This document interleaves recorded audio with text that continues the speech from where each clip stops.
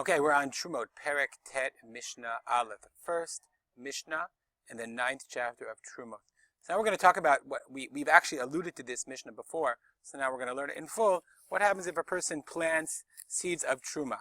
Says the Mishnah, Hazorea Terumah, Shogeg Yofach. A person plants Terumah. If you plant, let's say you have wheat of Terumah and then you plant it. So if you did it by accident, then Yofach. Yofach means you have to upturn it. Let's look at the Bartanura. Yofach means choresh, you plow it over. Umhapech kadesh lo yigdal, and you overturn it, you upturn it so that it doesn't grow. Nothing happened. Okay, so actually, interestingly, okay, there's a machloket. 1 second.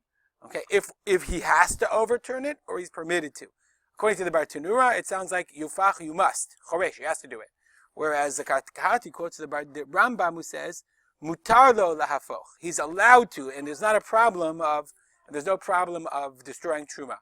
Okay, umezid, but if you did it on purpose, then yikayim. And we're going to see, yikayim means you have to leave it. Okay, and we're going to see that there's all kinds of complications that arise from having your field made of Terumah.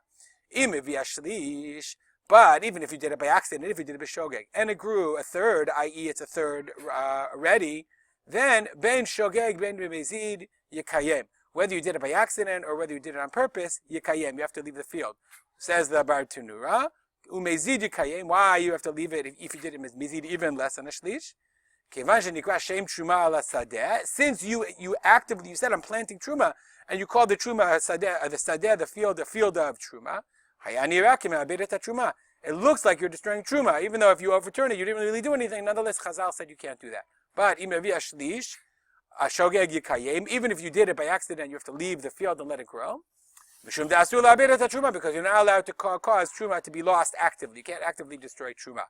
The Mishnah concludes, Ubipishtan mezid yofach.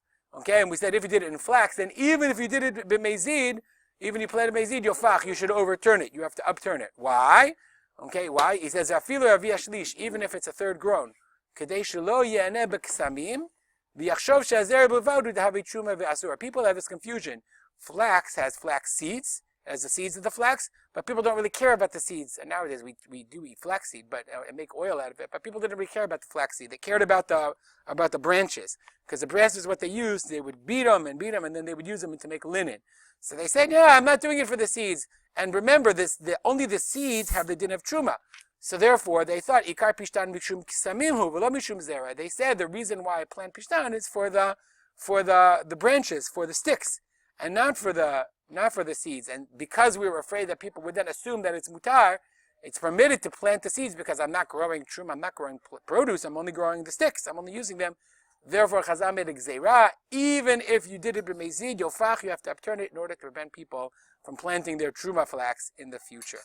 We'll stop here. If you have any comments or questions, as always, feel free to contact me at arspolter@gmail.com. I will dedicate the learning to the memory of my father, Rav Simcha ben Yitzchak Kalman. Have a good day.